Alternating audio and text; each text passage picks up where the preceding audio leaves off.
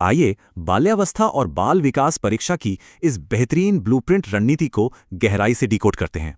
शुरुआत बेसिक से। डीएलएड प्रथम वर्ष के इस बेहद महत्वपूर्ण पेपर का कोड है 801।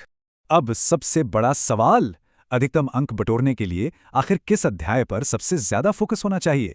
ध्यान रहे, इस पूरी परीक्षा में हमें कुल 20 सवालों का ही सामना करना है।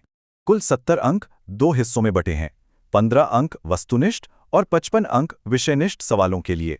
ये 15 वस्तुनिष्ठ अंक बहुविकल्पीय, रिक्त स्थान और एक शब्द वाले सवालों में बिल्कुल बराबर बटे होते हैं। अब सीधे चलते हैं परीक्षा के सबसे अहम हिस्से पर, यानी 55 अंकों वाली विषयनिष्ठ रणनीति।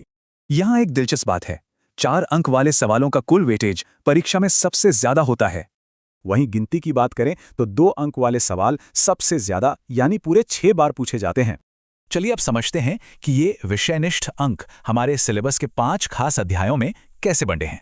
गौर करने वाली बात है, पहले अध्याय से 11 और दूसरे अध्याय से 9 अंक पक्के होते हैं। लेकिन गेम चेंजर है तीसरा अध्याय। भाषा और सामाजिक विकास वाले इस चैप्टर में पूरे 13 अंक छिपे हैं।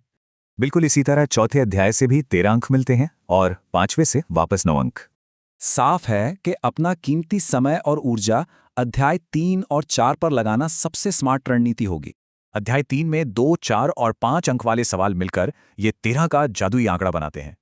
इस सटीक ब्लूप्रिंट को पूरी तरह मास्टर करने के लिए अब अगले सबसे अहम कदम की ओर बढ़ते हैं। सफलता की असली चाबी है सिलेबस के हर टॉपिक को गहराई से समझना और पुराने पेपर्स का विश्लेषण।